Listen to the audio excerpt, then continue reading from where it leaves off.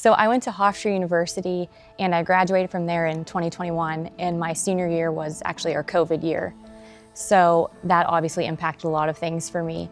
And I took a break from soccer after that. And from the time of the tryout that I went to, I think it was about 3.5 years from me playing organized soccer. So I had a lot of time off, but I found out about the team through Instagram, and I saw that they posted that they were making it. And I immediately actually texted Scott and I said, I think I want to be a part of this. I know it's been a while for me, but I'd like to give it a try.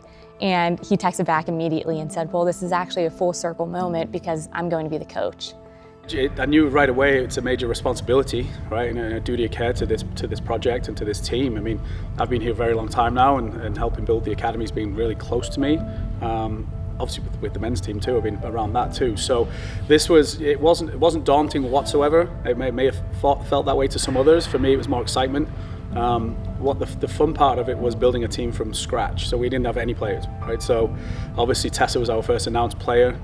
Tessa came through our program, and from there it was, okay, how do you build a team from a blank canvas, right? So, which not many people get the opportunity to do. Usually you inherit a team, or you're taking over a group of players that have been with another coach, and obviously just like Robbie had to do. And it was for me, it was okay, let's start from the beginning. Let's get a top goalkeeper and get the spine of the team, and then sort of go from there. Scott is very good about knowing what each player's individual needs are. So I think my coaching style for how I receive is a little bit different than everybody else on the team. So I think Scott is very good at knowing how to get to each individual player, which is something that is hard for some coaches, but I think Scott's very good at that. I think everyone on the team was nervous.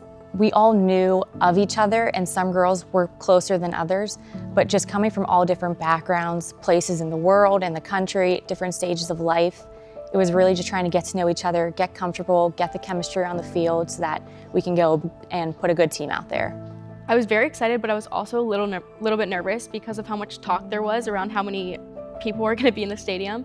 I've honestly never played in front of a sold-out crowd ever, and I've played at Highmark a lot throughout my high school career and throughout just being in the academy, so I've never seen a stadium that packed unless it was a Riverhounds game, so I think I was a little bit nervous with that.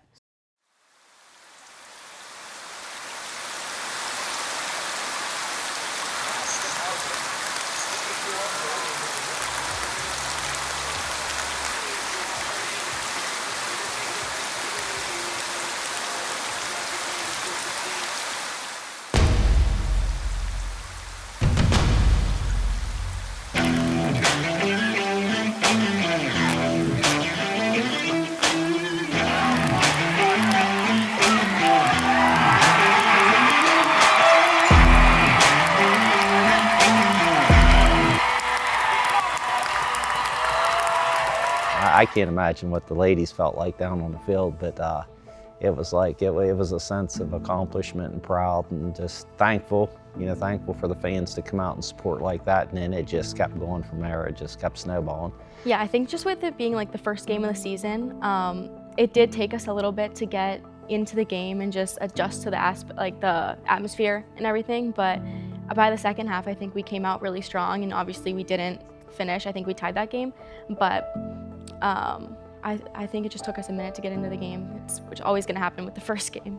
I think the biggest thing with practices after that game was trying to find our chemistry with each other. And I think the biggest obstacle we had was just trying to get that first goal.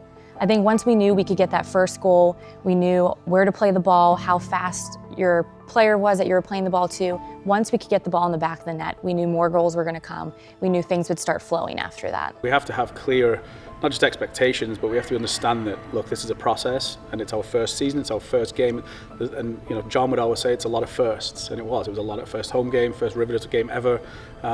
So while you want to win right off the bat, we knew as a coaching staff that, listen, we just need a little bit of time to get the group in, and that next week we had a full week of training, and I think that really helped.